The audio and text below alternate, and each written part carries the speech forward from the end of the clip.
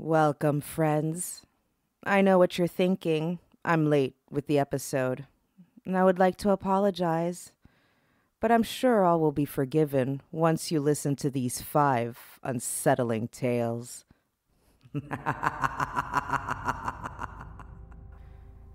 The eyeball. Unfortunately, a severe form of mental illness runs in my family, and I grew up visiting a few different relatives in psychiatric wards. I know, it doesn't sound like a place for a kid. It always scared the shit out of me. But it's family, and my dad would always lecture me about how lonely these people were and how they needed to be reminded of family and people who love them. One day, I was tagging along behind my dad when a resident I didn't know shuffled up to me and held out their hand as if they had a gift for me. I thought maybe they were going to give me a piece of candy, so I opened my hand up. They dropped a human eyeball into it. I found out later they had gouged it out of their roommate's face while they slept, and no one had noticed yet. Dad never brought me to the psych ward again. Robbie.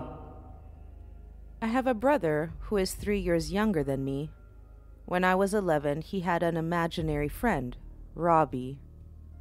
The way his imaginary friend worked was that he was real, and my brother did everything with him and talked about him as if he was a normal kid he was hanging out with. If you questioned him or referred to Robbie as imaginary, my brother would get red in the face and become very angry, saying that Robbie was real and that they were going to be friends forever. I remember after a few months, my parents suddenly got very strict about Robbie. They told my brother he wasn't allowed to play with Robbie anymore, and that if Robbie came around, he was to tell him to leave. This didn't go over well, and it was a volatile few months while my brother was punished for mentioning Robbie, and was very angry with my parents for taking his friend away. But eventually, the whole thing faded into the background. It wasn't until I had kids of my own that I learned the truth about Robbie. I was joking with my parents about how my kids might get an imaginary best friend when they looked at each other with a weird facial expression. After a little prodding, I discovered the real reason they made Robbie go away. They found out a little boy had previously died in the house. His name had been Robbie. Speaking a foreign language saved our lives. In college, I was in a study abroad program in East Asia. I went on a weekend trip to another city with friends I made in the program, and we had the time of our lives exploring and practicing our language skills with the locals. We went clubbing one night and piled into a taxi late at night to go back to our hotel room. Being students and passionate about the area we were traveling in, we knew the layout of the city, and it became clear the taxi was not taking us to the hotel, but away from city limits. My most assertive friend questioned the taxi driver in the local language about where we were going. He looked at us all in the rear-view mirror for a good minute before he did a U-turn and took us back the way of the hotel. I don't know where he intended to take us, but I do know that speaking a foreign language probably saved our lives. It wasn't him. When I was in high school, my older brother lived at home, even though he had graduated. He worked the night shift at his job and would usually come home around 4 a.m., make a snack, and then go to bed. Sometimes I'd wake up and hear him rattling around in the kitchen, and occasionally, if I couldn't sleep, I'd join him and we'd have some nice late-night talks. One night, in particular, I couldn't sleep, and I heard the back door open and then someone shuffling around. I thought about getting out of bed to go down and hang out with my brother, but I just had a really bad feeling about it. Something was telling me to stay in bed. Not thinking much of it, I went back to sleep.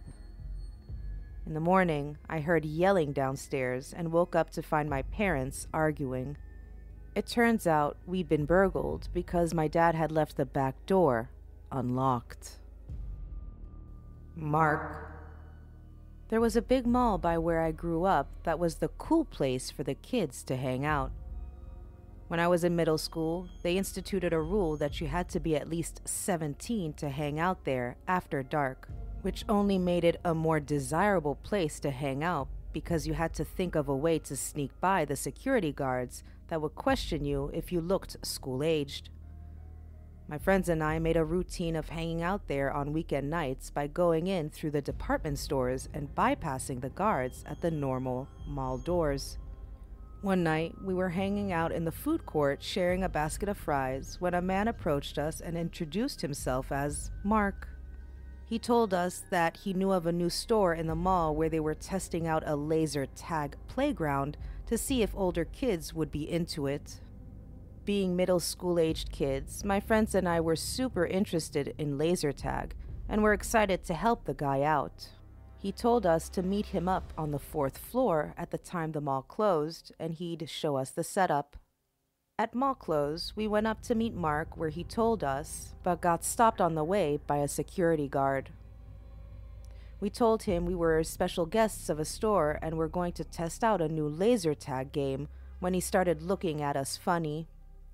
Eventually, he made us come with him to the security office where he called all of our parents. I found out later that the mall was a hotbed for human trafficking, and the laser tag story, in particular, was known to be used to lure kids into an area where they could be abducted.